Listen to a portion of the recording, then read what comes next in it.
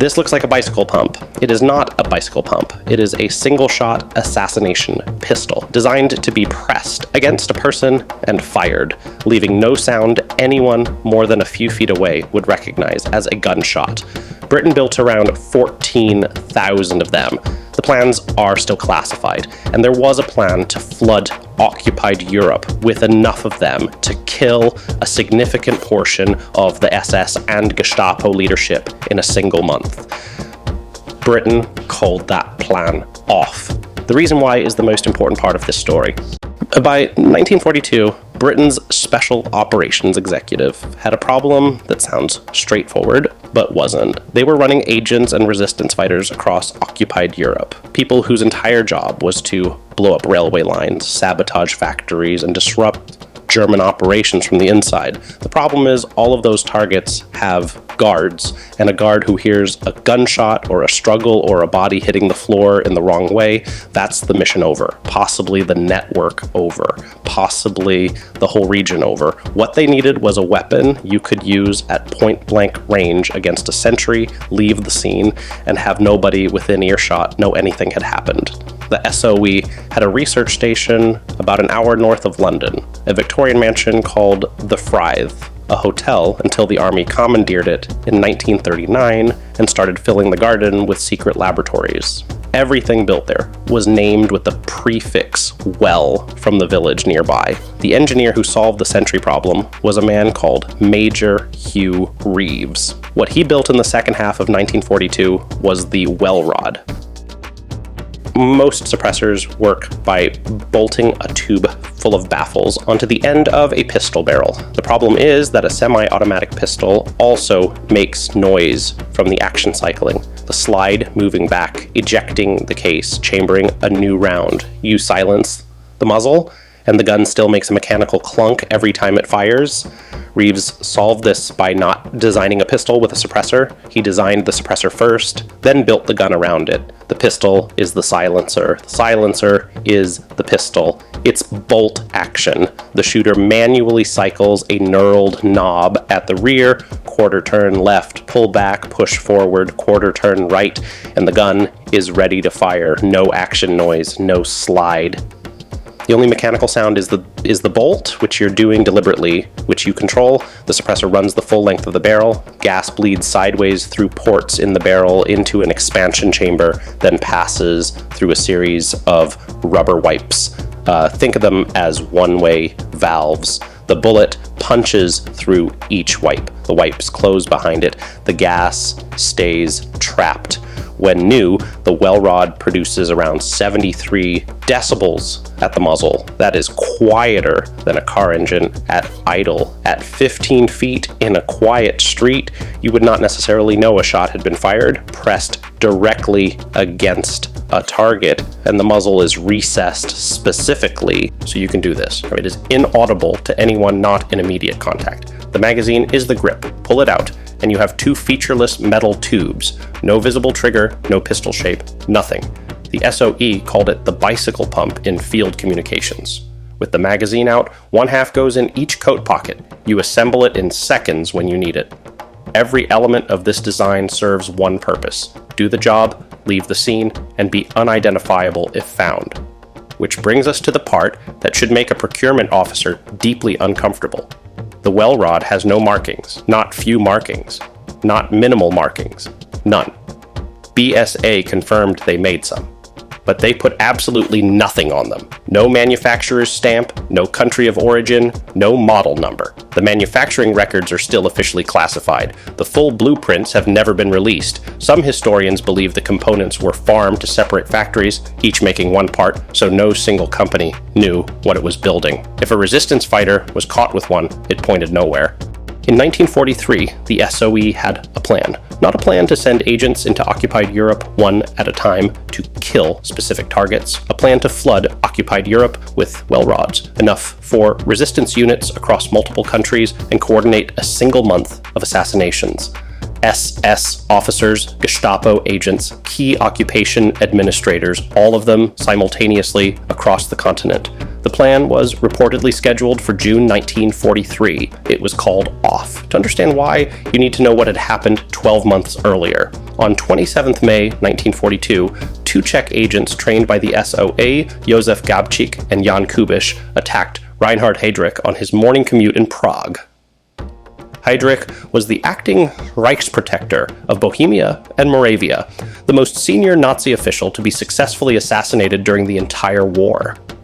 Gabčík stepped in front of his open-topped Mercedes. His Sten gun jammed. Kubiš threw a grenade. It bounced off the car and detonated on the road. The blast drove fragments of the car's upholstery into Heydrich's abdomen, horsehair from the seat cushion into the spleen. He died 8 days later. Then Germany responded, the largest manhunt in the history of the Third Reich. 36,000 houses searched, 13,000 civilians arrested, 5,000 people murdered in reprisals. The village of Lidis, falsely linked to the assassins through a German intelligence error, was surrounded. The men shot, the women sent to concentration camps, the children sent to be Germanized or killed. The village was bulldozed, then burned, then the rubble was cleared, then the river was redirected so the village couldn't be rebuilt on the same ground. Lidice ceased to exist. The SOE had already known the reprisal calculus before Heydrich.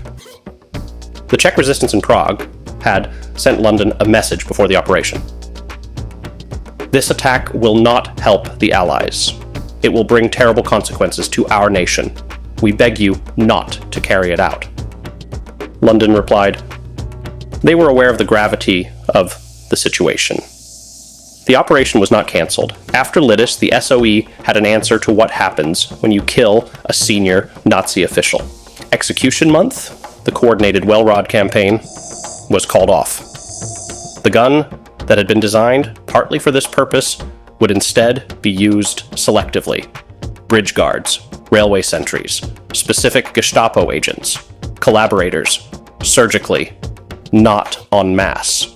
Britain had built the most effective assassination pistol in the world, and then learned that the question wasn't whether you could kill efficiently enough. It was whether the people left alive afterwards would survive the response. Somewhere in the Netherlands, in 1943, a Dutch resistance operative named Richard Upman waited in a doorway. A young woman named Grietje Spons walked ahead of him, playing distraction. Her job was to slow a specific Gestapo officer long enough for Upman to close the distance. The officer stepped out of his car, and Spons moved toward the building entrance, appearing to search for her keys. Upman came out of the shadow, one shot through the head from a Welrod in a coat pocket. Then they pulled the man into the alley and walked away. The street remained quiet. That is what the Welrod was for. Not doctrine, not force multiplier, not area weapon, one person, one shot, nobody knows. The Danish underground received significant numbers used against bridge and railway guards and to kill Gestapo informers and Danish collaborators. Welrods were dropped into France, Holland, Albania. Wherever the SOE had a network, some of them eventually arrived. Germany captured quantities from resistance caches. Otto Skorzeny Waffen SS Special Operations Units, the same man once described as the most dangerous man in Europe, are documented to have used them. The weapon, designed to kill SS officers, was being used by the SS. It had no loyalty. That was the design. The Americans adopted it without modification. The OSS, the forerunner of the CIA, tested the British design and concluded they had nothing to improve on. Their version was produced by Southwest Pump Company in Dallas, Texas. It was officially designated the Hand-Firing Mechanism Mark I. That is the least informative name for a weapon ever devised, which was entirely the point. And then there was the gun's sister. Same designer, same principle, taken one step further. The sleeve gun was a single-shot tube, 1.32 ACP round preloaded, attached to a lanyard looped around the elbow. You wore it under a long coat sleeve. You walked up to someone, you slid it into your hand, you pressed it against them, you slid it back up your sleeve, and kept walking. The official SOE catalog described it as a short-length, silent murder weapon, not a description from a thriller. The verbatim text from an official British government weapons document. The same government that was at the same moment fighting a war presented to its own public as a moral crusade for civilization. Both things were true. The Welrod didn't retire when the war ended. The British SAS used them in the Falklands War in 1982. The last confirmed operational use was the Gulf War in 1991. Almost 50 years of service for a gun with no manual safety, a bolt you work by hand, and a magazine that looks like a bicycle pump. The manufacturing records are still classified. There are people who believe it is still in service. Nobody in an official capacity will confirm how many were actually made. The Fryth, the Victorian hotel where Reeves built it, where men designed folding motorcycles and one-man submarines and a murder weapon in a garden laboratory, passed from the Army to Unilever to GlaxoSmithKline. It is now being converted into housing. If that sounds familiar, you've been paying attention. Here's what the Welrod actually tells you. It wasn't built to win firefights, not to intimidate, not for psychological effect. It was built to do one thing. Put one person down once, silently, and then disappear into a coat pocket as if nothing had happened. Every design decision reflects that purpose. The deniability in the manufacturing, the lack of markings, the name that sounds like a piece of pipe, the muzzle recessed so you can press it against a person. Britain didn't invent assassination in the Second World War, but they did industrialize it. They took a Victorian hotel, filled it with engineers, and in 1942 produced a weapon so precisely designed for killing quietly that it saw service in 3 decades of conflicts. And the government still won't tell you exactly how many they made or where the rest of them are. That is either a remarkable piece of engineering or a remarkable piece of denial. Probably both.